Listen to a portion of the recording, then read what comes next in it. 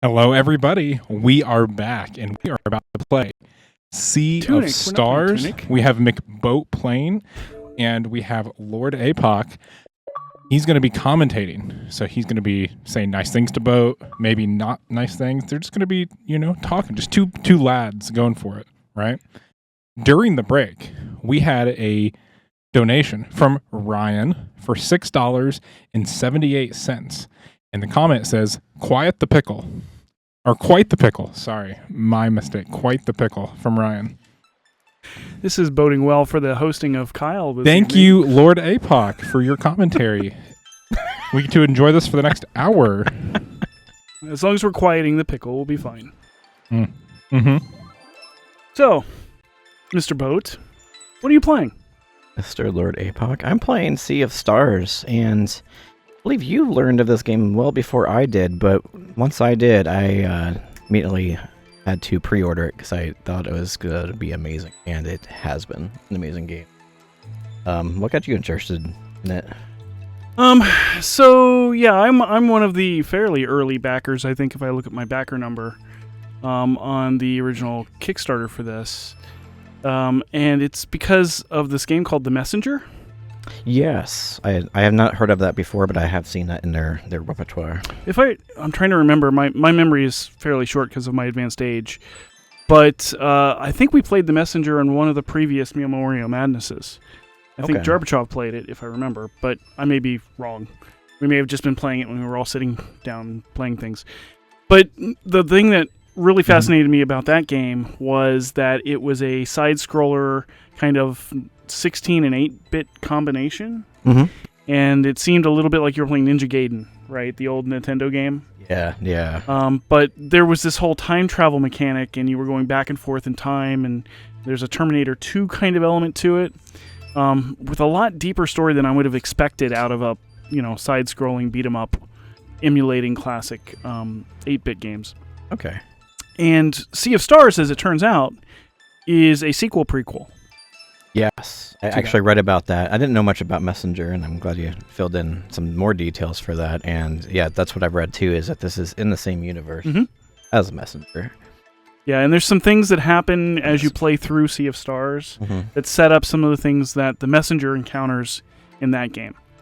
So, again, if you're a fan of the Messenger and you played through that and then you play through Sea of Stars, you'll start to see, oh, okay, there's that thing. And now I understand why that setting was that way. And I mean, they're interconnected, but they're not directly connected. So it's not like if you didn't play the Messenger, you can't play Sea of Stars. The secondary reason I was really interested in it and decided to back it was, there's the pedigree of the studio in Messenger. It was their first game, and it really kind of resonated and had a big impact.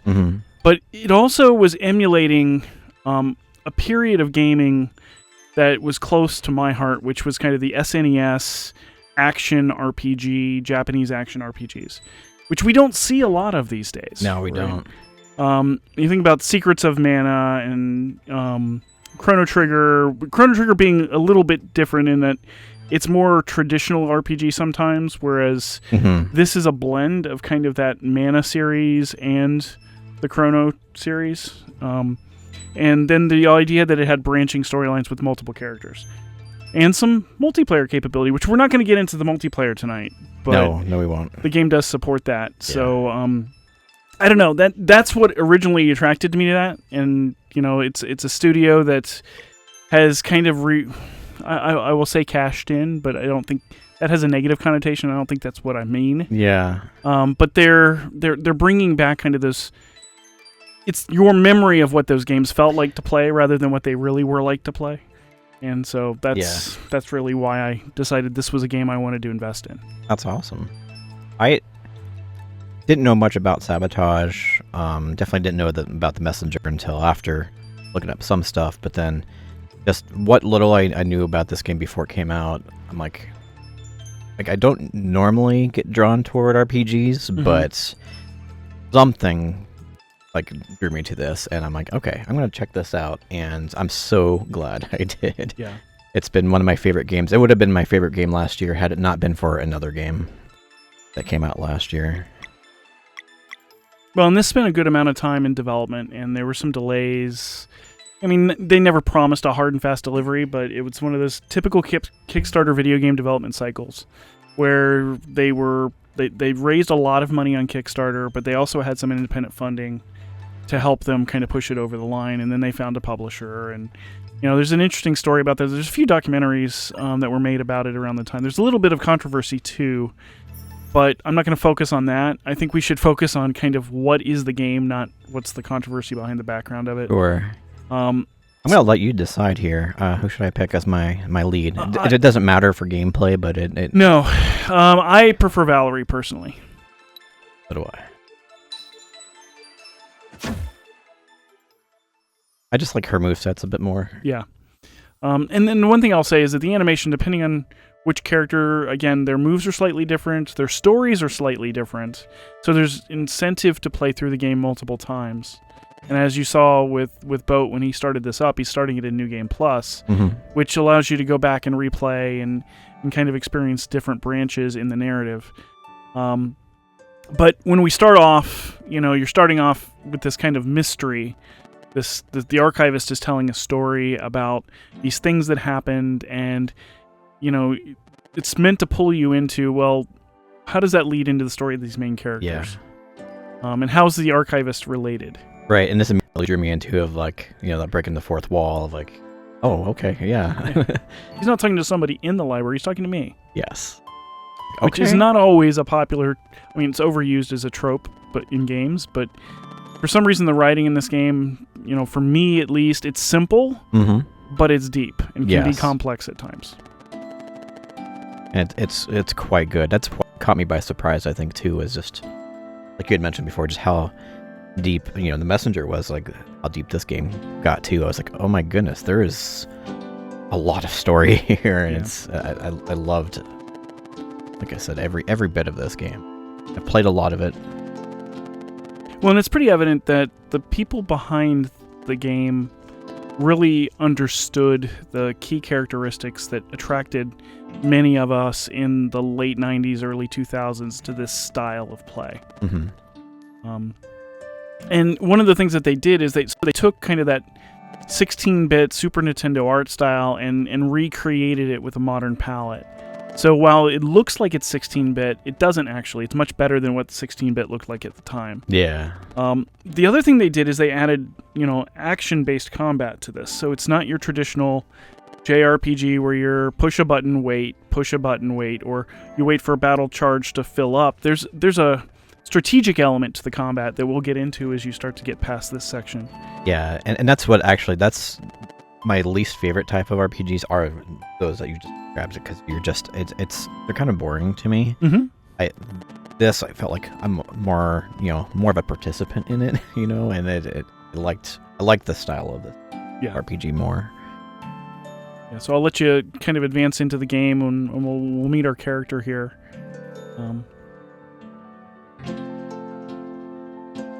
But do we have any donations, or is there anything going on in the chat? Are you guys all going to sleep on us because it's 10 o'clock and you're as old as I am?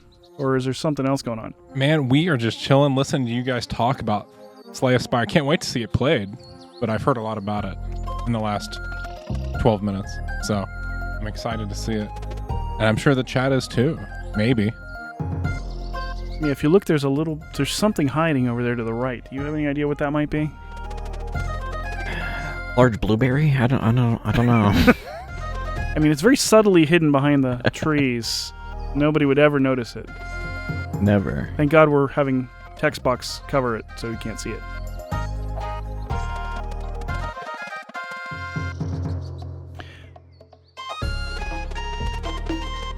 So, obviously this isn't a voiced game, and there's a lot of reading, which may be an obstacle to some people. If you're somebody who struggles with reading a lot in the game, I would actually encourage you to consider playing this. The dialogue is heavy at times, but it flows well, and the characters actually have some... Oh, what was that? Excuse me. Okay, now we get introduced to the battle system. So let's talk a little bit about combat, and it's going to teach us combat here. The game's really good about kind of holding your hand through the first few battles. You'll notice that Valerie has a basic attack that she can just go and whack the enemy. And with this enemy, you're just meant to figure out how do you push the button to attack, right? If you noticed in the corner on the left-hand side there was a combo triangle with 2 little boxes above it. And we'll find out that these characters, whichever one you choose, there was some hint of it when the character selection piece, but they have the ability to attune and align to an elemental view.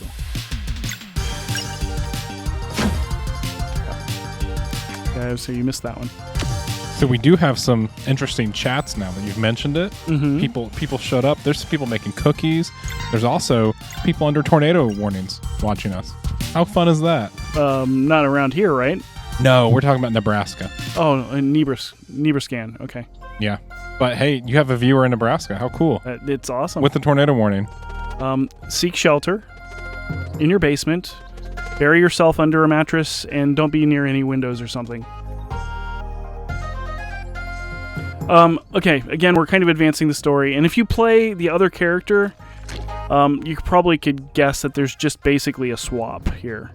But there are subtle differences in the dialogue. The attitudes of the characters are maintained consistently, depending on which one you're playing. Valerie has a very different personality than her peer, and so, again, I can't accentuate enough that the writing is really worth seeing 2 playthroughs of this game at least. There's also some branching options further into the game, which we won't get anywhere near tonight, that allow you to kind of make some moral choices. It's not just your, traditional straight up attack and, basic story kind of game. So here we are, 3rd monster. We're still just kind of hitting things with a stick. We're about to get to the point where things start to open up a little bit. So you've played all the way through, right, Chris? Yes. And I don't want to talk spoilers about the story, but can you talk a little bit about how it felt to kind of play and the kind of things that you learned as you played through the game? Yeah, like I said, so there were... I was surprised by, again, how, just kind of layered the story was, and at least how deep the story got, and it definitely went a direction I did not expect about halfway through the game, maybe 2/3 of the way through the game, and it was just really neat to be able to see that and experience that part of the game, because I wouldn't have thought that's where things were going to go. So I really enjoyed that, and every time you learn something new, just made me enjoy everything else even all that much more. Yeah, and again, like the kind of classic Super Nintendo era action RPGs, you start out with 1 character or 2 characters in the beginning. Actually, you start with 3 in this one. And there's a dramatic event that happens kind of at the end of this tutorial with a character, and then there's a time jump that I don't think we'll get to, but again, the game does a really good job kind of introducing some basic characters. It works on some basic tropes at first, and then twists those tropes at every turn that it has an opportunity to. My favorite thing of the game. Yeah. Is that, yes. Oh, we're about to meet their best friend. And speaking of the 3rd. Yep. Also, can we talk how good the music is in this game? Oh, the music's wonderful. And, we don't hear a whole lot of it here sitting on the couch, but that's the other thing that I really loved about being a Kickstarter backer is I got a copy of the soundtrack early.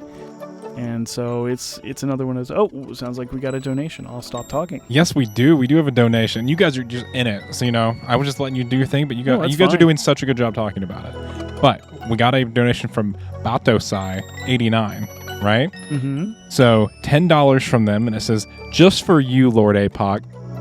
They also say, Taco Steve, that's me, is the greatest host. I really appreciate that. Those coasters look really cool. P.S. Eva's having a great time. Well, happy birthday, Batosai. I know that you're celebrating your birthday today. It's Batosai, my mistake. Batosai. Okay. It's a word you probably haven't heard much, but I agree. Taco Steve is the greatest host ever. I really like you. Thank you. After me. I couldn't let a compliment stand. It's just not my personality. That's said with love. Okay, so again, we're watching these 3 young adventurers, these younger versions of the characters we just met. So we're already doing a flashback. Now we've got an animated sequence. I mean, they throw a lot at you really, really quickly in this, too. Oh, look, it's Mom and Dad. Oh, wait, no, they're not. But these are the people that train us to kill things. Yes. Yeah. And at this point, these young children are like, these are who we want to be when we grow up. But they don't really know what that means. Yeah. Right? They live in this rural village, and they see these 2 older exemplars basically showing them magic powers and fighting skills. And they're like, oh, cool, like any kid would want, right? At a certain point in the early story, you'll see that things aren't quite what they think they are. Yeah. And it sets off this premise that children don't always understand what's going on around them, and when they finally grow up to be old enough or gain the wisdom to understand it, it often colors their perception of what happened. And let's just all, I'm just going to warn you all now. Garl, something happens to Garl. And we, again, I hope we get to it in this hour. I don't think we will, but Garl is one of the most compelling characters in this game, actually. He quickly became my favorite character of the game, for sure. Yeah. So again, they're going to Zenith Academy to be trained. The 2 children have been identified as having special potential. And I don't know if... We didn't call this out when we started the game, but when you have your choice of, which character you play, Valerie versus Zale. Zale is standing in a golden symbol with stars behind it, and Valerie's got a white-blue symbol, and that has something to do with their destinies and their powers as they develop as warriors at Zenith Academy. Zale is aligned with the sun, and Valerie is aligned with the moon, and so their abilities actually are worked into the combat as well. Because you'll have enemies, and again, I'm getting a little bit ahead of the game as far as talking about this. They have a focus, and their attacks will add an elemental effect to an enemy when you attack with it, or you'll build it up into your chain. And when you execute a combo, if it's got a certain number of one element or another, it has different effects. So again, when we're talking about that depth of combat and the strategy that's involved, that's some of it, right? And it gets deeper than that, but that's where they start to kind of layer it onto to how you play and kind of learning to master that along with timed button contact. Yes. You can deflect. It's real time. So this is a game that engages you. You're just not sitting back and listening to the story. And it's both attack and defense. You can actually get extra bonuses for doing things. Sometimes you can completely evade a hit, depending on what it is.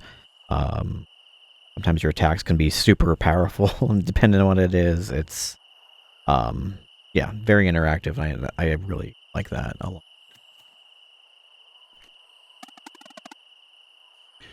So a little bit later in this, and we'll have to figure out, maybe I'll ask our host to give us a 10-minute warning before we're up on our time, because we don't have a clock in front of us. But what we'll do is we'll pop out of this and we'll go, because there's a special section of the game that the backers were gifted by the development team as a thank you, where all the people who backed at a certain level have a memorial gravestone, and they were able to enter their information. And so one of the things I think we're going to try and do is try and find my wait, that sounds creepy.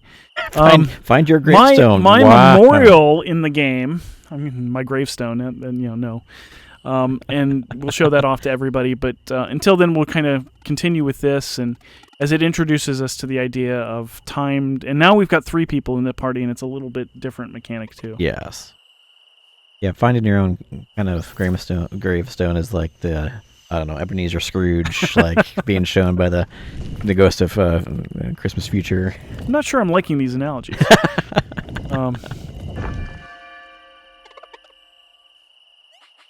Okay. You guys notice Garl there, he's the third one.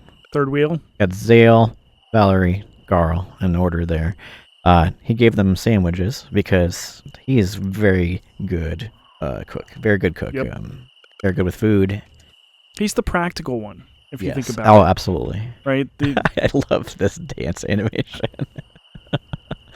Again, just the little details in this too. Just the environmental on the details, cake. the animations of the trees and the ivy swinging above on the cliff. Little details like that. You're like, I remember that from the 16-bit era, and you're like, you go back and you find out, no, it really wasn't there. It was in your mind. And that's the power of nostalgia for a lot of classic games. We've been playing a lot of retro games today, and we'll play more tomorrow. And this is kind of what we've seen recently in gaming, which is people want to recall that moment of their gaming past, call it your childhood, call it your young adulthood, whatever it was. And what we find is when we go back and look at things nostalgically is that we have better memories of things that didn't really look the way that they did. And these are the types of attempt to make the game look the way we remember them, even though they never were. Okay, so the three kids are in a deep cave getting attacked. They're surrounded by monsters and suddenly realizing they're out of their depth. Yeah, quickly. Except Girl, who's like, we'll get through it. Don't worry about it, guys. Who, by the way, has no fighting skills, unlike the other two.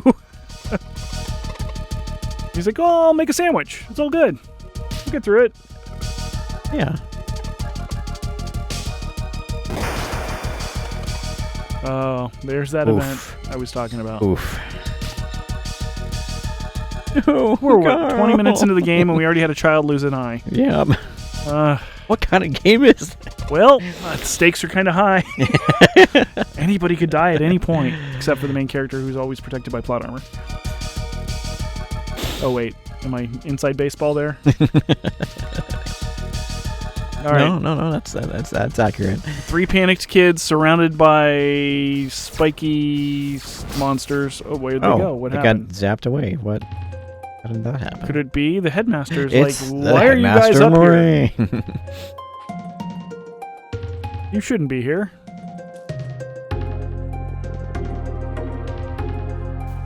I wonder if this is going on their permanent record. They haven't even joined. I was going to say, they haven't even been accepted into the school yet, and they've already gotten themselves on probation. Except for Girl, who's like, I only needed one eye. I can still see. You know, the Solstice Warriors. Because again, he's their best friend, but he's not destined to become whatever it is that they're going to become when they go into the academy. Because he's not whatever ordained by the solstice. Yeah, he's not born with a link to the elemental. Which is very obvious if you look at the other two. Both of them glow. Yes. He doesn't. He cries. That's his power. Well, I mean, right. I mean, he lost an eye. I would, It's too. kind of justifiable. Right. What's kind of callous is that they drug him along with them. But they're kids, and kids do silly things. Kids do, they get into trouble sometimes. And have to deal with the consequences of that. Yeah. I mean, even Headmaster Moraine's like, I kind of wish this guy was the fated one. He doesn't really complain. He lost an eye, and he's not unhappy. Well, he's unhappy, but he's not, like, moaning about it. And this is their first lesson about their destiny. and again, just innocent Girl, just not realizing this is going to be a long time commitment. Yeah, that they're getting into. They're not going on vacation, dude. There was a kid you probably think, oh, cool, they're going to go train. Mm-hmm. Training sounds fun. They're going to learn new things and gain magic powers. Right, and then now it's starting to... Wait, years? And then, of course, their main reason for like, oh, wait, we're going to be separated for years? We're friends. We don't want to not see our friend for years. Yep.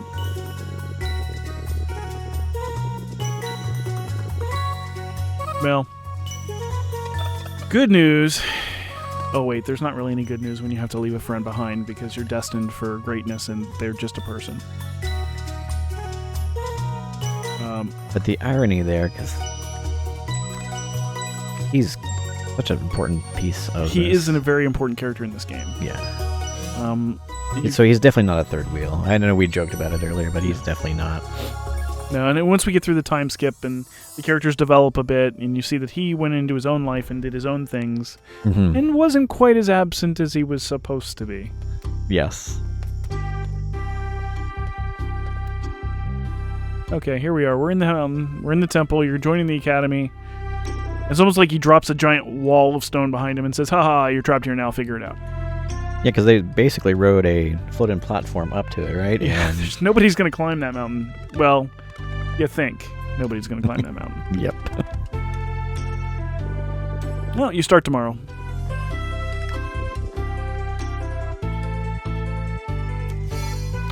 Nothing like a little orientation when you get to your new school. Wait, we're floating again?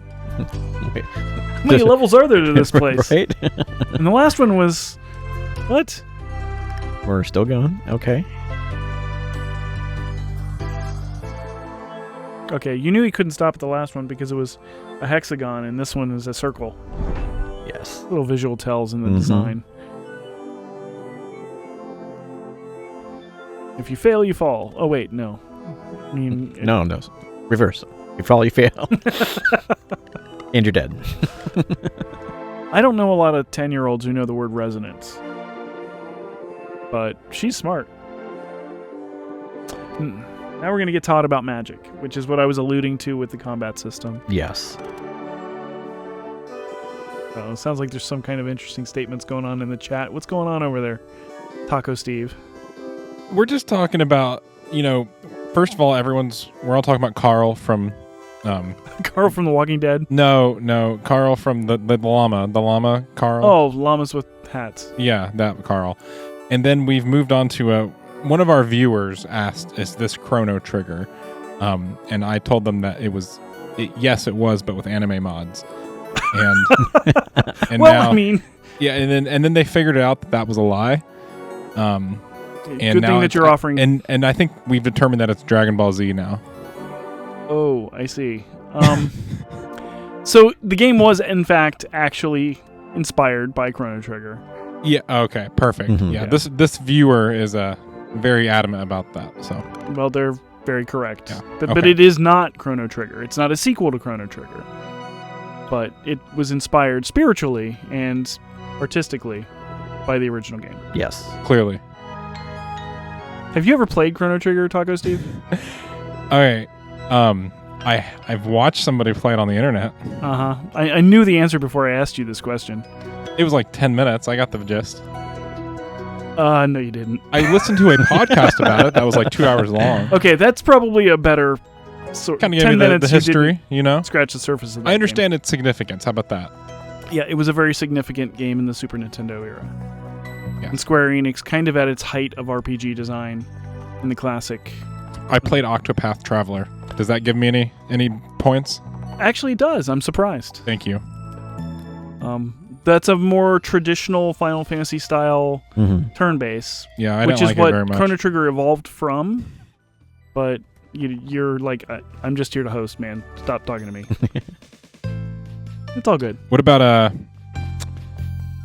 Bravely Default? Another spiritual successor to these style of games. Absolutely. See? Yeah, I played. Between those two games I just mentioned, it's about an hour of playtime. Okay. All right. An hour, so you got through the opening cutscene. No, I walked around. It's okay. I mean, these games do take a huge investment of time and commitment to really get into, and that's been an obstacle for a lot of people to really kind of revisit this. And, I joke about it, and I think Boat and I have talked about this a few times about the games coming out and being like, I really want to play that, and then being like, oh, but I'm an adult. And not like I'm an adult and it's a kid's game, but I'm an adult and I have other things I have to do with my life, and I can't put 30 to 50 to 150 hours into something. Right. And especially, or there is a backlog of other Or there's things 30 years of games that I've been purchasing wanting on to Steam. try and do. Yeah. I have a randomizer on Play Night just to recommend a game, and every time it randomizes and tells me a game, I say no and then hit random again, until the point where I spend more time playing the randomizer game than I do playing any real games. Because I have like 3,400 games on Steam, because like everybody, I buy games all the time and never play them. Okay, now we're doing some calisthenics part. We have some more questions from chat. Okay. Another viewer has asked, is this a visual novel? It seems like it at times because we're learning a lot right now, not doing a lot. Yeah. I like that comment. But no, it actually isn't. It's this speeds up. They're just setting the table. Yeah, this is definitely just. So we're gonna get it all set up, mechanics. and then at 10 minutes till, we're gonna find my grave, and then we're gonna end it, and everybody's gonna go, Sea of Stars looks really cool. I didn't see more than 5 minutes of it in gameplay. And that's not quite true. You'll see more because we're about to jump into a series of battles here. Serious battle. Wow, guys. Strap in, folks at home. Edge of your seats. Get comfy. There's some serious battles coming. Well, I mean, there's some serious themes, but not at this part. They're easing us into the big conflict. You're going to learn something about sacrifice as well. And an element of, why are they training these kids? What is this destiny that they're being raised for?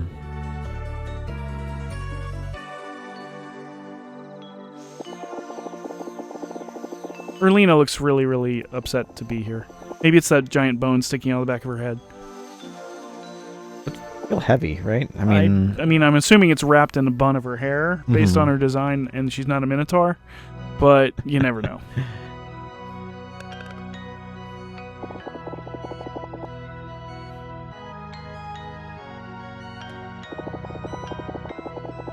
And if you notice, and I'm not sure everybody's reading through these, but the two warriors that are already trained in the temple seem a little aloof and don't really feel engaged or supporting most of the time. Yeah.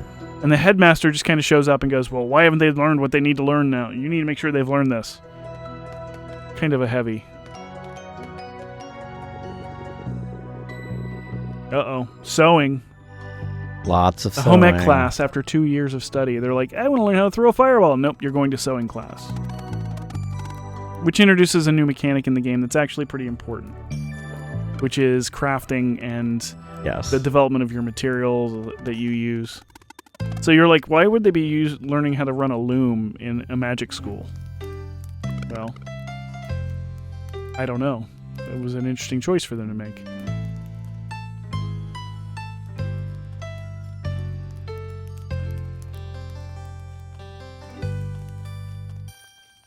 Of course, I'm intentionally kind of just not looking around because I was going to say we're in the interest of trying to show off the game rather than.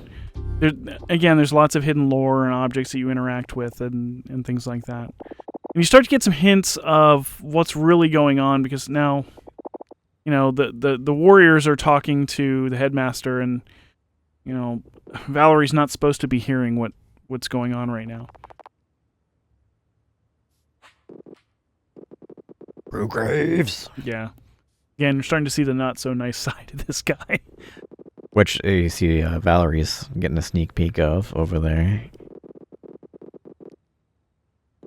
So they're going to look for something, and it has to do with the cleansing, and this is something interesting that develops through the beginning of the game. Hey, Sean. Yes. I did think of something that, back to our conversation about games like this, Persona 5, does that count at all for anything? Well, yeah. I mean, it counts for playing a great game. Is it like this? Persona is similar in some ways because there's a lot of story and build-up. I just want credit where credit's due. I play like 100 hours of that. If you have 100 hours of Persona, then you've definitely spent a lot of time in a JRPG. So you're proud of me? I am. I'm very proud of you. Thanks, Dad. It makes up for some of the other things you've done tonight. No, it's awesome. Alright, I'm going to go just a little bit fast. Yeah, we're really text-heavy at the beginning of the game. And then once we get through this introduction and you get to the precipitating event that kind of kicks off the game that we saw earlier, then it really opens up and you started traveling the world and meeting new people. And I don't know if any of you noticed when Boat was loading up his save earlier, there was a one of the saves had like 5 people in the party. So again, it adds up and you start to gain new people, it adds new factions, and the world kind of changes. They go from these cloistered children being raised for their great destiny to being unleashed onto the world and kind of having to find their own way to solve this great mystery about what's really going on, and they meet all of these other people, which is like RPG trope 101, right? Yeah. Okay. Uh-oh, somebody left a note under a rock. How did they get up here? Oh, it's Garl. It's from Garl. If you're reading this, it means I probably got in trouble. The old man threw me off the side of the giant mountains in space. You But if you find this, I made you cookies. What? Oh, Celestial Willow Jam. Yeah, we've not talked about this Celestial Willow Jam. No. Not much to talk about. No, we probably shouldn't talk about the Celestial Willow Jam. We're trying to keep even though it's a late night stream, we want to keep it on a even keel. Hope you like the cookies. Grind until the end of time. See, he put it in writing. They have a contract now. They do. We get the cookie jar. Hey, we got a donation. Oh, please go on. Somebody donated to you guys. Why are you sounding like that's surprising? I'm just saying. Somebody donated to you guys. I want you guys to be hyped. No, So, I am excited. hyped. I'd love it if you could just read it. All right. Sir Chadley OC donated $10 and said, Garl is best boy. Heart. We must protect him at all costs. Greater than 3. Absolutely correct. Absolutely. Why don't we get to play Garl? Oh, and we got another donation at that exact moment that I was reading that last one. Okay. You guys are on a roll. This one's from Jarbachov, who was the viewer mentioned earlier, right? They also donated $10, and they said $6 for Final Fantasy VI, $2 for my perfect chains, $2 more to please see some combat. They want to see combat. We're going as fast as the game lets us at the moment. And they also voted on the poll. They said Yo-Yo Mama's Cello Adventure. I think they've done that before. They're really all about that cello. Yo-Yo Ma's Cello Adventures. Yeah. But yeah, so we're about to. It's and the chat is writing like we need combat. Okay, so you're just gonna flip through the text. Can you just kill one of the children or something? No, we can't. Okay, I was just wondering. Wow. Wow. All right, mute me. Can you just? I'm not repeating what you said. That's.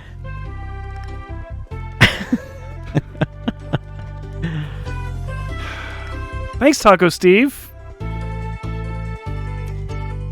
We already had one child lose an eye. Was that not enough blood for you?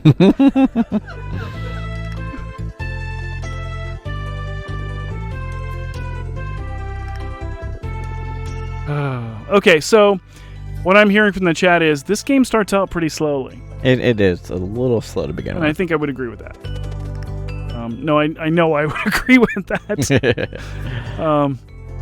But again, it's a good but does it make it the most riveting thing to watch? No, not really. Not at the beginning. Once you get past this part, then you don't know what's going on if you skip through the beginning. Yeah. So, all right. So let's. So, I do have a save file. I guess we could. Why don't we flip to the save file and show the game off a little Hey, bit? we have some funny jokes in chat.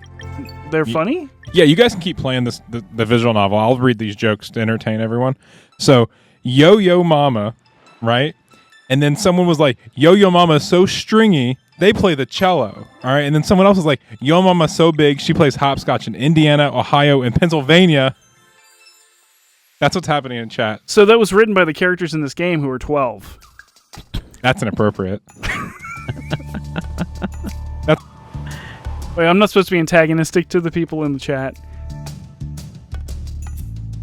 All right, so we've got we skipped further in the game. You want to explain a little bit about where you were at? This is actually one of my later saves, pretty close to the end of the game, but then I brought it back to an area that was closer to the beginning of the game, so I wouldn't spoil anything. So that's where I am right now. And I'll actually show. I wanted to actually get to a place because people want to see combat. I want to find some bad guys to This fight. is the RPG walking simulator that everybody loves about JRPGs of this era. Exactly. We went from all the talking to all the walking. Now we're going to do all the fighting. See if we can find something. I don't know if there's anyone in You already cleared out the cave, though. This is the cave. So in the beginning of the game, the section we didn't get to, this is part of your trial. that you're sent on, then you have to do a number of puzzles and figure out some pathing to find how to get through this cavern to be anointed as the chosen ones. So. I will show this. This is one of your favorite things to do in any type of video game. Yes, everybody who knows me knows that I believe fishing is the future of gaming. It was my favorite VR game associated with Final Fantasy ever. But yeah, we're actually fishing. Everybody else was bored by all the story stuff. This is where I check out. It's actually hilarious that we've gotten to fishing before combat. I love that. It's like it's playing into our own joke that we've created here. And you can go talk to the guy over there and buy fishing gear and yeah, fishing. Japanese game developers love fishing. I don't know why. They put it in every game. There could be like a post-apocalyptic racing game. There'd be a fishing segment in it. There's no water on the planet, but there's somehow fishing. We'll go over to the whirlpool. That will always end well. Yeah, let's do that. Question mark, question mark, question mark. You sure we're going to do this? I don't know if it will spoil anything. It will spoil things, but they're so bored right now watching us walk around and now sail a ship and do some fishing. Yeah. I promise there's a lot more to this game than this. This game is really pretty. And look, there's a corrupted village. There's story over there if you have time for it. Where am I going? I'm going up that way. Oh, did we ever say that this was a pacifism simulator? There's actually no combat in it. You just go around and talk to people. It's like Stardew Valley. Meets Chrono Trigger. I mean, kind of. I wish I were off the base on that one.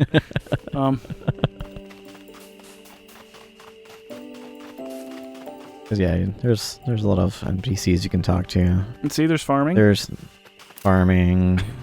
We are not getting to any combat tonight. That's unfortunate. Okay, we're out in the wilderness now. I mean, I did have some combat. Hey, look, another fishing hole. Let's go there and see what fishing is like. No. This was well orchestrated before this run. We were like, let's show the most exciting thing we can show tonight at 10 o'clock. Are we trying to find like the perfect plot of land to plant the parsnips? But we have to fight for it. Okay. But we don't. Cool. I'm looking forward to those parsnips. The problem is that the things don't regenerate after you've cleared an area. That's one. Two is because of where I am in the save. I would spoil way too much, and I don't want to do that too. And three, I mean, I kind of wanted to give the intro of the game anyway, and I think we well established that. And all right. So let's hop over to the graveyard.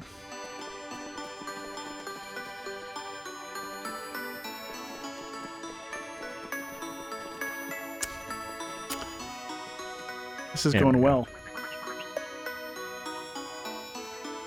You've got the code, right? I do.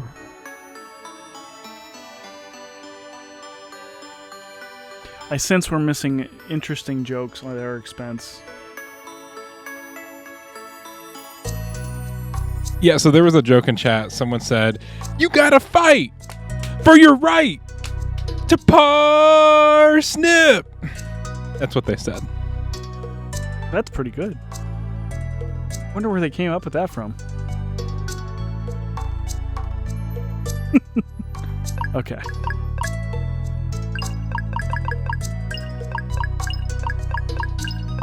So what this is this crypt is available to anybody who is on the Kickstarter, and you're given a code to send you to the section where your memorial is. And there were a lot of people in the memorial section. So you saw how many of those. There's a 7-digit code, 6-digit code. You can see a whole bunch of. Yeah, if you click on any of those, it'll actually show you. That's in memory. A lot of people did that. They decided instead of putting it for themselves, they were in memory of someone else, or. I see this lit one right here. Oh boy. Who's this one? Okay, so does anybody want to explain that other than me? Because I feel like a little too much me. Do you want to explain it, Chris? I know enough of it, but not. You were a part of it. The For tail end years. of it. That's how important it was. How impactful. He doesn't even remember. Oh, a few years of it. I picked up someone else's spot on it. Yes, actually. you did, but very early on. It was only after a few sessions. Okay, that's fair. That's fair. So D&D campaign that we got to do, led by you, and I remember some fun times, especially interesting times with one of our members who like to always just throw in really interesting and odd choices. I like how you're dancing around all of this. It's your typical D&D game with players who want to be in the party but don't like all of the introductory story and talking and fishing and walking around, so they just start smashing things, and whenever they had an option, that player tended to disrupt what was going on in the others. But seriously, the backstory for the Nasty Midnighters, and this was, you had an option as a Kickstarter backer to put whatever you wanted as long as it was, fairly clean. Sure. The Nasty Midnighters was the name of the gaming company or the adventuring company that many of the people that you've seen tonight were a part of over 10 years ago. And actually, it's partially how I got to know Jarbachov and Silver Marquis and Gidget and all of these people. And my introduction was, we got to know each other in a different way, but ultimately became friends more through playing D&D together and sharing our love of video games. And so I'm being very polite about some of that as well, dancing around some of the humor. Everybody's got stories about their characters and their games, but that was my way to kind of commemorate that in a semi-permanent fashion, because that game meant so much to me, and I hope to the people who played in it. Oh yeah. So I joined in late, but I had such a fun time with it myself. So which is another reason why I asked if we could do this during the run, because I knew what I would have to explain to some extent. So something about jungle dwarves and I don't know, fireball wielding elf mages. It's all confusing. You'll just have to ask some of the others to share their stories. Yes? So we got a donation while you guys were telling your story. Okay. Anonymous donated $10 and said, "When do we get to the part with the trombones?" I'm not aware of any trombones in this game. They must be confused. There is a band, but not with any trombones, unfortunately. So we've got about 9 minutes till we wrap this up. Let's try and find some combat. I know you don't want to avoid spoilers, but let's just dive right in. Let's do a combat. All right. Where do you suggest we go? I was going to say, well, I'm saying even if you go through the whirlpool, there's still going to be conversation. Sure. This is not really, semi-spoilery, but it's fine. I'm not going to explain what I'm doing right now, so that's why it won't be spoilery. So just find us a combat. Let's. I bet there might be something up here.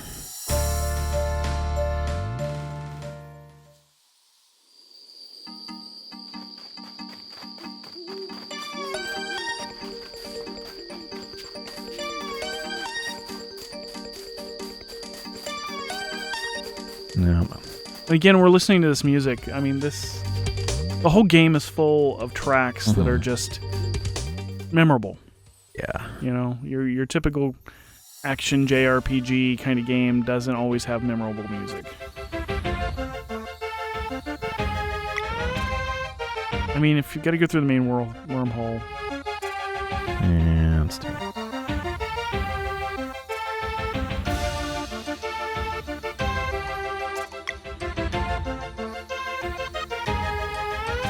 We got about 7 minutes.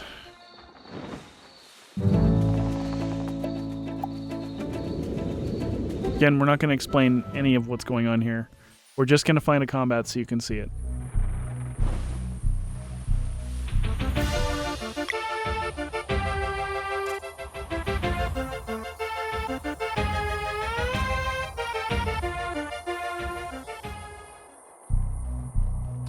the chat is counting down. Are we going to see combat? 7 minutes left. It's like everyone's on the edge of their seats. I think we are. Oh my gosh. Is this it for real? No, we're just going to talk some more. Oh, okay.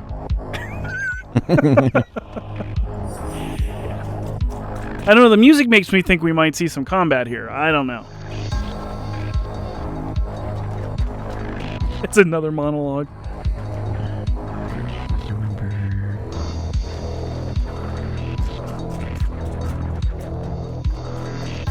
Oh my gosh. Is that it? Those look like interesting creatures. They're not going to fight those you. are upstairs. Can't fight those. Yeah.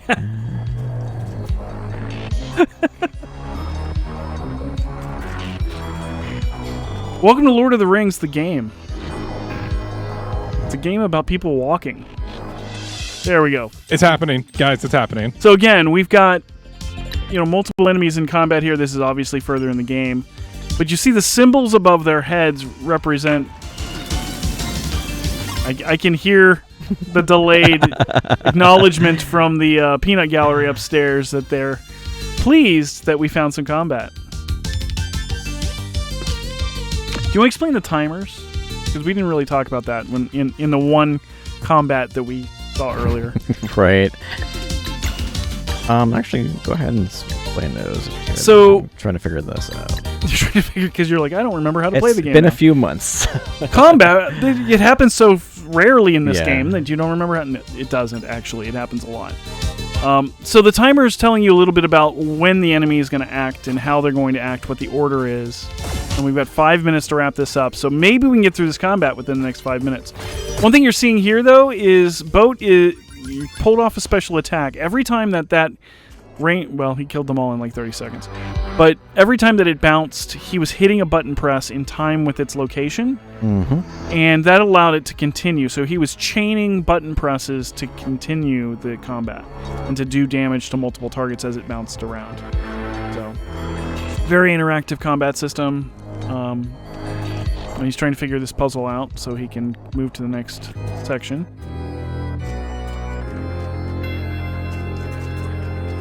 Yeah, I don't know what's going on upstairs, but they're definitely having fun. We can definitely hear it. We can hear them commenting on the combat. They got hyped, and then you threw a boomerang around for like 30 seconds, and then all the monsters died. We're at the end of the game. There's not as much strategy as there would have been earlier. I see. Yeah. He's largely overpowered for some of these fights. Mm-hmm. So. Can't remember where to go. Oh, grappling hook. Foreshadowing for a game later. Yeah, it is actually. So we need to wrap things up. Is there anything that you want to say about this riveting, action-packed demonstration that we did tonight? Yeah, so, like I mentioned, like we've mentioned, like we've joked about, there is a lot of battling. There is a lot of that. I Promise you. It just... I love how, like, they definitely set up, it's definitely story heavy at the beginning, and I at least personally, I felt like that got me just emotionally invested. Mm-hmm. So, then, because I will admit, sometimes the battling can get a little bit monotonous, because once you have your skill sets, you kind of have the same thing over and over, and you'll gain more, but then even then, it can become monotonous, especially if you are just fighting a lot of enemies. But it didn't matter to me, because I was invested so much in the story. It was fine. And I know that's been some of the criticism of this game that I've read, but it didn't bother me as much. So, again, I think the story is really interesting. There is a lot to this game. We didn't even really scratch the surface at all, but yeah, we didn't get to the first actual combat. Yeah. So, thanks everybody for watching and bearing with us as we demonstrated how beautiful this game is. You know, everyone is very happy. Seriously, they love your guys' talk of everything. Everyone had a great time actually watching it, and we memed a little bit, but it was fun. And we understand that it's like a much deeper game, right? And you guys did an awesome job explaining it. So there's people excited to play it. There's people who got copies on the way. So there's lots of love for you too in chat. And those monsters will never be hungry again, but there are some people who will. So let's make sure we donate and for Feeding America. So that's what all this is all for. All right. Well, thanks for joining us, and we'll turn it over to set up for the next game. Bye.